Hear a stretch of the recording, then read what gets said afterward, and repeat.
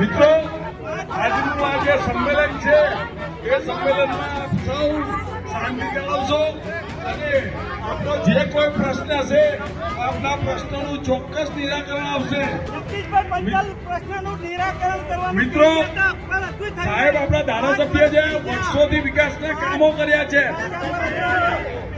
એટલે મારી સર્વને વિનંતી છે આપણે એક સમાજના માણસો છીએ, સમાજના પ્રતિનિધિ છીએ, આવી રીતે વાત કરશો તો નવી વાત થાય. આપણે બેસીને ચર્ચા વિચારણા કરીને આ વિષયનો અંત લાવીશું. આપણે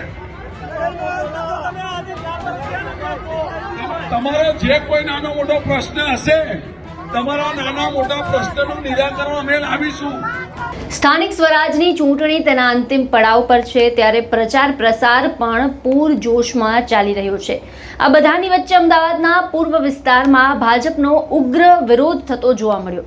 અહીં જગદીશ વિશ્વકર્માના મત વિસ્તાર ઓઢવમાં ઇન્દિરાનગર ખાતે આવેલી પ્રધાનમંત્રી આવાસ યોજનામાં આયોજિત ભાજપના સંમેલનમાં રસ્તા, ગંદકી અને પાણી જેવા પાયાના પ્રશ્નો મુદ્દે સ્થાનિકોએ ભારે હોબાળો મચાવ્યો. વિરોધ એટલો ઉગ્ર બન્યો કે પૂર્વ સાંસદ અને ચારેય ઉમેદવારોએ કાર્યક્રમ અધૂરો છોડીને રવાના થવું પડ્યું. 22 એપ્રિલની સાંજે જ્યારે ભાજપના નેતાઓ સંમેલન માટે સ્ટેજ પર પહોંચ્યા ત્યારે સ્થાનિક રહીશોએ હાથમાં પેમ્પલેટ અને બેનર સાથે સૂત્રોચ્ચાર શરૂ કર્યા. આવાસ યોજનામાં વ્યાપેલી ગંદકી અને ખરાબ રસ્તાઓથી જનતાએ ત્રસ્ત થઈને નેતાઓને ઉગ્ર રજૂઆત કરી હતી. પૂર્વ કોર્પોરેટર હિરેન જાદવે લોકોને વિરોધ કરતા અને વિડીયો બનાવતા રોકવાનો પ્રયાસ પણ કર્યો, પરંતુ લોકોએ મચક આપી નહીં. કામ કર્યું છે એવા પુષ્પાબેન, હંસાબેન, પૂર્વ મહામંત્રી એસસી મોરચાના ભાઈ શ્રી નિલેશભાઈ, ગિરીશભાઈ, હેતલબેન તથા આપ સૌ મારા પરિવારના સ્વજનો, મિત્રો, આજે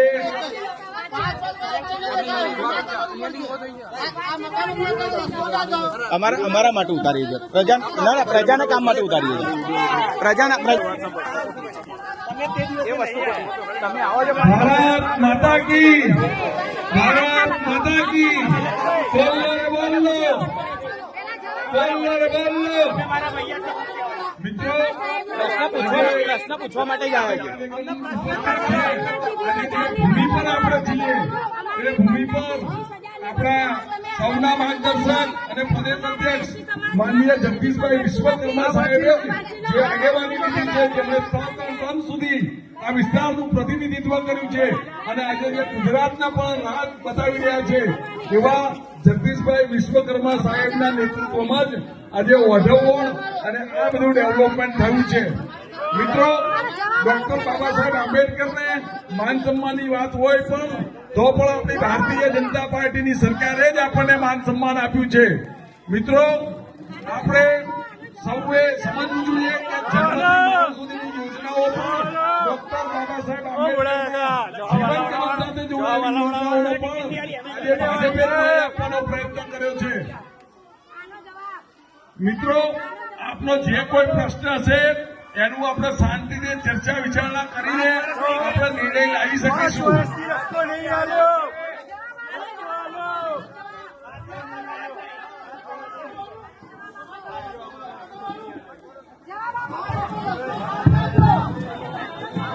મિત્રો, જે ભાઈઓ અને બહેનો આવ્યા છે, હાથમાં બેનર છે, મારી વાત સાંભળો. પહેલા જે ભાઈઓને અહીંયા આવ્યા છે હાથમાં બેનર લઈને, આ કાર્યક્રમ પતે એટલે મને મળો, હું મળું છું તમને. તમારી સમસ્યા તો જણાવશો ને, તમારી સમસ્યા જણાવો અને એનો ઉકેલ લાવીશું. અમે મળવાનું કહું છું. કાર્યક્રમ પૂરો થાય પછી હું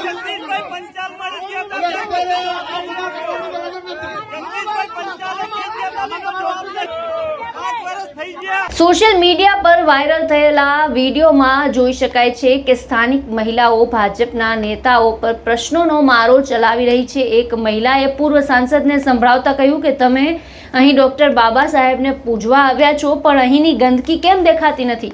ભાજપના કાર્યકરોએ વિડીયો ઉતારતા લોકોને રોકવાનો પ્રયાસ કરતા મામલો વધુ બિચક્યો હતો અને કાર્યકરો તથા લોકોની વચ્ચે ઘર્ષણ પણ થયું હતું. મિત્રો, આજનું આ જે સંમેલન છે એ સંમેલનમાં આપ સૌ શાંતિ જાળવશો અને આપનો જે કોઈ પ્રશ્ન હશે આપના પ્રશ્નોનું ચોક્કસ નિરાકરણ આવશે. મિત્રો, સાહેબ આપણા ધારાસભ્ય છે, વર્ષોથી વિકાસના કામો કર્યા છે,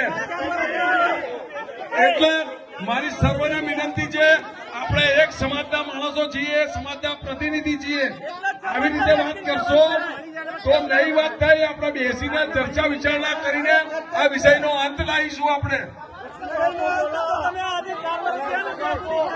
તમારો જે કોઈ નાનો મોટો પ્રશ્ન હશે, તમારા નાના મોટા પ્રશ્નનું નિરાકરણ અમે લાવીશું. મિત્રો, સરકાર આપણી છે, કોર્પોરેટર, ધારાસભ્ય, સાંસદ આપણા છીએ, દરેકને વિનંતી છે.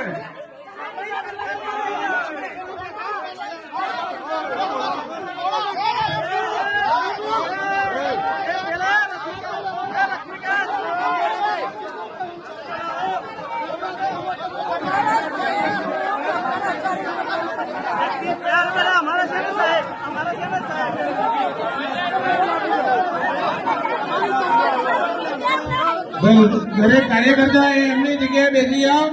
કાર્યકર્તા દરેક બેસી જાઓ એમની જગ્યા ઉપર. મહેરબાની કરી કાર્યકર્તા તમે બેસી જાઓ. જે પ્રશ્ન છે એ આપણા કિરીટભાઈ સોલંકી સાહેબ એમને બાજુમાં લઈ જાય એના પ્રશ્નનો સોલ્વ કરો.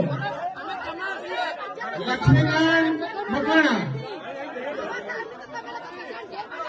તમે બાજુમાં લઈ જઈ એના પ્રશ્નનો તમે નિકાલ લાવવાની કોશિશ કરો. દરેક કાર્યકર્તા મિત્રો એમની જગ્યા પર બેસી જાય.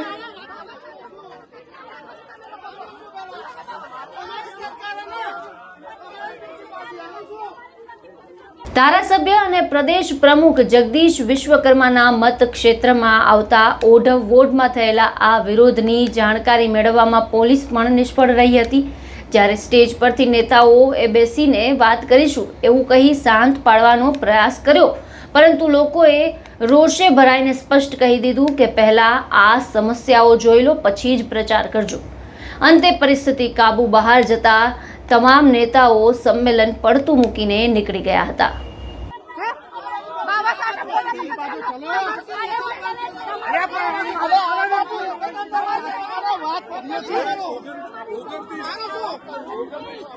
हमारा आवास में गंदगी केम हमारी